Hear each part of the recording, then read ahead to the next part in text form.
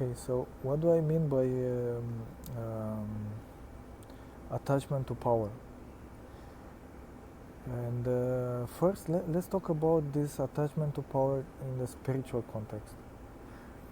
Let's say that you're a spiritual teacher and you put yourself out there, and I don't know, just students are coming to you and they refer you as a spiritual authority, and you can feel like energetically a subtle movement from the student to the teacher.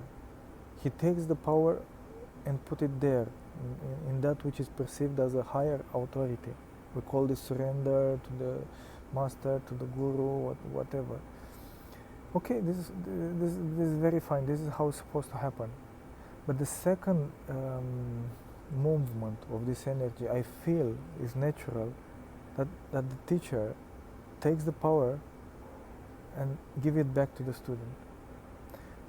Maybe I'm wrong, maybe I don't know, it's just like my own delusion in which I live, but I feel like this is natural process. It's nothing like otherwise the whole purpose of the spiritual journey, the spiritual context is meaningless, because this is supposed to be the purpose of the spiritual journey, right? To free the student, the seeker, which comes there and looks for his own authority, his own autonomy, and his own master.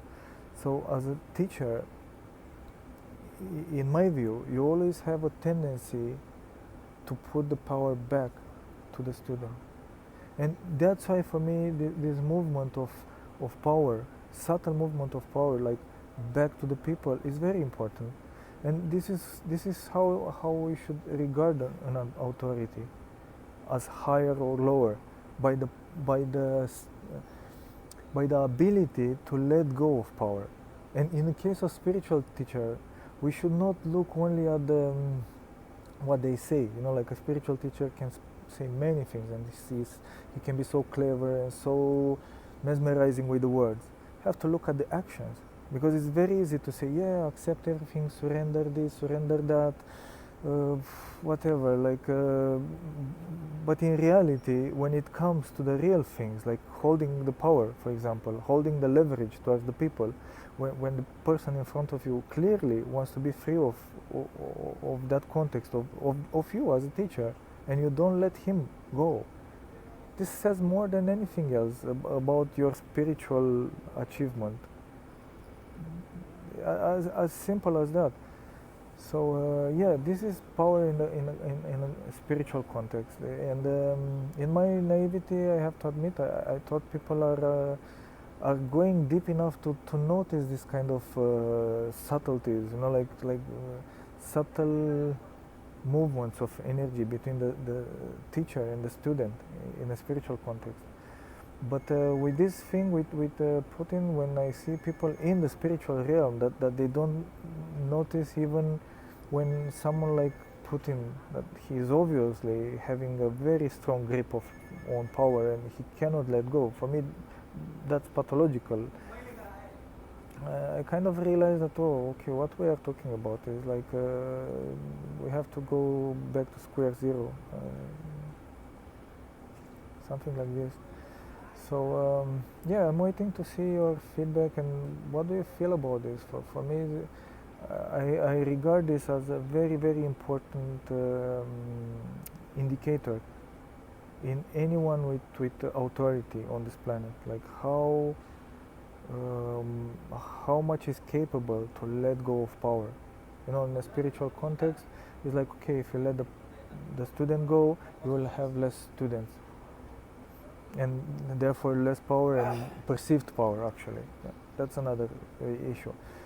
In the political realm, it's something like, okay, in order to keep my chair, to keep my power, to keep my position, I need to do these things. And then there are different kind of politicians. Some of them, they say, okay, I can steal, I can cheat, I can lie, but some of them, they will say,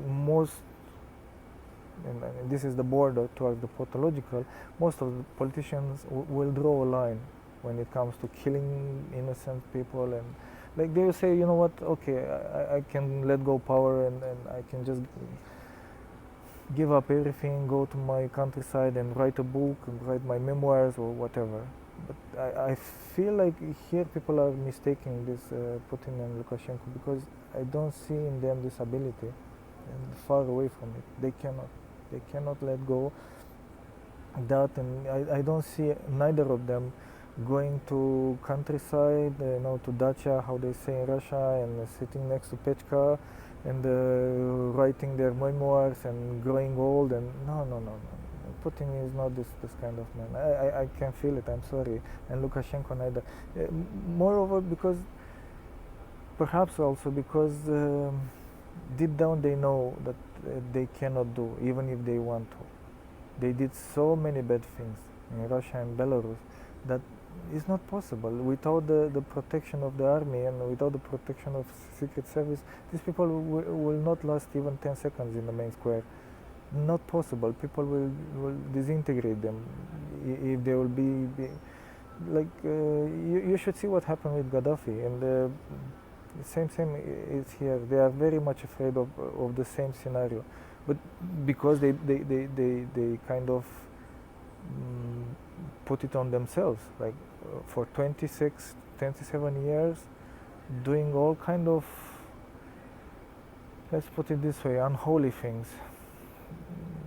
At some point, things has to come to an end. Okay, friends. So this is my view on the attachment to power, how I call it. Maybe I'm not good with the words, but yeah, I hope you understand what I mean. Thank you very much.